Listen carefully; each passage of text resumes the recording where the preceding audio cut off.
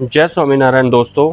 आज के इस वीडियो में दो विषयों पर चर्चा की जाएगी कि हमें किस भगवान की भक्ति करनी चाहिए जिससे कि हमारा जन्म सफल हो जाए, या फिर अनंत जन्मों से जो हम ये शरीर को, अपनी देह को भोग रहे होते हैं, इससे हमें कैसे मुक्ति मिलेगी कि दोबारा हमारा जन्म ही ना हो।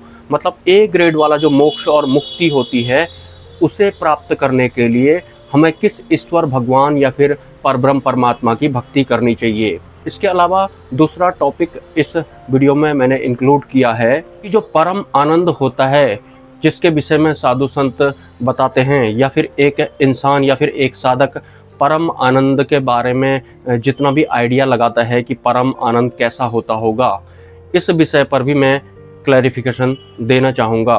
तो शुरुआती चरण वाले टॉपिक पर चलते हैं कि हमें किस भगवान की भक्ति करनी चाहिए जिससे कि हमारा जीवन सफल हो जाए। तो सिंपली हमें ऐसे भगवान की भक्ति करनी चाहिए जो कि माया पार हों, क्योंकि हम जो इंसान हैं, जो हम जीव हैं, वो मायाबद्ध है, वो भी अनादिकाल से। जैसा कि आपको पता होगा कि जीव, ईश्वर, माया, ब्रह्म और परब्रह्म, ये पांच जो है अनादि तत्व हैं। लेकिन जीव, ईश्वर, माया, मतलब इन तीनों से पहले पहले जो भी हैं वो मायाबद्ध होते हैं, मतलब माया के साथ में रहकर ही उन्हें सर्वाइव करना होता है। लेकिन जीव अगर कल्याण करना चाहता है अपना, तो उसे माया के बंधन से मुक्त होना पड़ेगा, या फिर काल के बंधन से उसे मुक्त होना पड़ेगा। इसके लिए उसे माया पार की भक्ति करनी होती है। माया पार की भक्ति को मैं सरल करना चाहूँगा, या फिर उन भगवानों के बारे में भी मैं साफ साफ बताना चाहूँगा कि कौन से जो भगवान होते हैं वो मायावार वाले होते हैं या फिर मायाबद्ध वाले होते हैं। जैसे कि आपको पता है कि जीव तो मायाबद्ध होता ही होता है, इसके अलावा ईश्वर जो होते हैं वो भी मायाबद्ध होते हैं। ईश्वर के अंदर में भगवान या फिर अन्य देवी देवता आ जाते हैं। ठीक है, तो हम अगर मायाबद्ध देवी देवताओं की ही भक्ति करेंगे तो फिर एट द एंड हम उनके ही लोकों में जाते हैं, मतलब हमें पूर्ण मुक्ति मोक्ष नहीं प्राप्त होता है।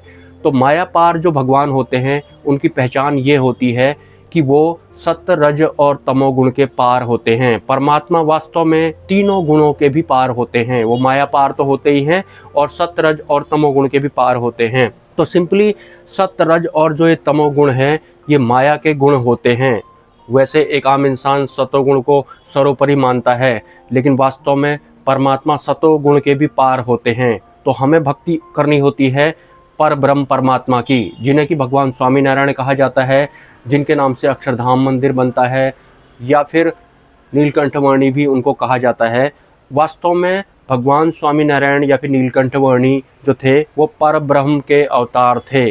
सिंपली वो माया पार हैं, सत्य, रज और तमोगुण के पार हैं। तो अगर हम भी भगवान स्वामीनारायण जो कि परब्रह्म के एकमात्र अवतार हैं उनकी भक्ति करते हैं तो हम भी माया पार हो जाते हैं, मतलब हम भी जन्म और मृत्यु के बंधन से मुक्त हो जाते हैं। तो अगर आप भी वास्तविक मुक्ति या फिर मोक्ष प्राप्त करना चाहते हैं तो मैंने आज आपको आपका भगवान या फिर आपका गॉड के बारे में बता दिया है। भगवान स्वामीनारायण की आपको भक्ति करनी है। क्यों करनी है? क्योंकि माया पार एकमात्र वो परब्रह्म है। वैसे इस दुनिया में बहुत तरह के इंसान होते हैं जो मायावार ही भक्ति करना चाहते हैं, या फिर कुछ लोग तो दुखों में भी रस ले रहे होते हैं। सुखों की बात तो छोड़ो आप, तो आपकी चॉइस है आप किसकी भक्ति करना चाहते हैं। अगर आप वास्तव में ए ग्रेड वाला मोक्ष प्राप्त करना चाहते हैं, अंतिम सत्य की प्राप्ति अगर आप करना चाहते हैं, आप चाहते हैं कि परमात्मा आखिर दिखते कैसे हैं, होते कैसे हैं, अंतिम सत्य होता कैसा है, तो फिर आपको माया पार की भक्ति करनी होती है, मतलब भगवान स्वामीनारायण की भक्ति आपको करनी होती है। तो आई होप आपको आज ये क्लियर हो गया होगा कि आपको किस भगवान की भक्ति करनी है। हालांकि हम अज्ञानतावश या फिर मन और बुद्धि के गुलाम होने की वजह से मन माफिक अपने भगवानों का चुनाव करते हैं और उनकी भक्तियां करते हैं, लेकिन हमें पता ही नहीं होता है कि जिन भगवानों की भक्ति हम कर रहे हैं वो तो मायाबद्ध हैं। और ये वास्तविकता भी है इस संसार की, जो कि माया का संसार है। आपने बहुत सारे मेरे वीडियो में देखा होगा कि मैंने बोला है कि हमारा जो ये शरीर होता है, ये स्थूल बॉडी, ये भी माया का शरीर होता है, और इसमें जो इंद्रियां होती हैं वो भी माया की होती हैं। पंच इंद्रियों वाला ये शरीर बोला जाता है, लेकिन वास्तव में पंच इंद्रियों के अलावा और भी अनंत इंद्रियां होती हैं जो कि एक्टिवेट होती ही नहीं है। जब तक कि हम परब्रह्म की भक्ति नहीं करते हैं तब तक हमारी इंद्रियां भी एक्टिवेट नहीं होती हैं। माया पार वाली इंद्रियों की बात मैं कर रहा हूँ।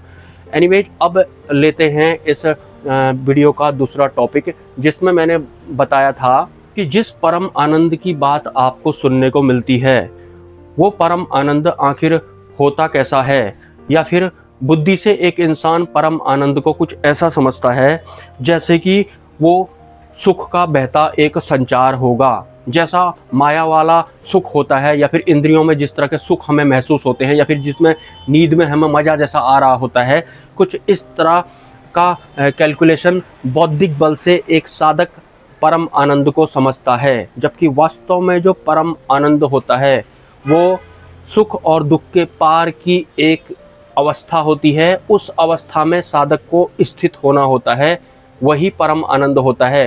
परम आनंद कोई माया वाला सुख जैसा नहीं होता है। परम आनंद तो सुख और दुख के पार वाली एक अवस्था होती है। और हमारा जो ध्येय होता है, या फिर हमारा इस शरीर में आने का मकसद भी वही होता है कि हमें उसी अवस्था में स्थित होना है। वही आत्म स्थिरता कहलाती है, या फिर ब्रह्मरूप होना भी उसे ही बोला जाता है। लेकिन परम आनंद को भूल करके भी आप ऐसा मत समझना कि उसमें सुख मिलता होगा जैसा कि माइक इंद्रियों से मिलता है। वास्तव में सुख और दुखों के या फिर द्वंद्व के पार जाना ही हमारा कल्याण होता है, या फिर हमारी मुक्ति होती है। और ये सभी तरह की जो प्राप्तियां होती हैं, ये हमें सिर्फ एकांतिक भक्ति से ही मिलती है। मतलब हमें सिर्फ और सिर्फ माया पार भगवान की भक्ति करनी है, जो कि भगवान स्वामीनारायण है। आई होप इस वीडियो से ये सब आपको क्लियर हो गया होगा। अगर आपके कोई सवाल हैं तो आप मुझे कमेंट कर सकते हैं। अगर आप मुझे सपोर्ट करना चाहते हैं तो मेरे UPI ID पे या फिर मेरे QR कोड पे, जो कि शायद आपको मेरे कम्युनिटी पोस्ट में देखने को मिलेगा, वहाँ पर आप सपोर्ट कर सकते हैं अपनी सहूलियत के हिसाब से। अगर आपको इस चैनल से कुछ फ़ायदा मिल रहा है तो मिलते हैं किसी नेक्स्ट वीडियो में। नमस्कार, have a nice day and जय स्वामीनारायण।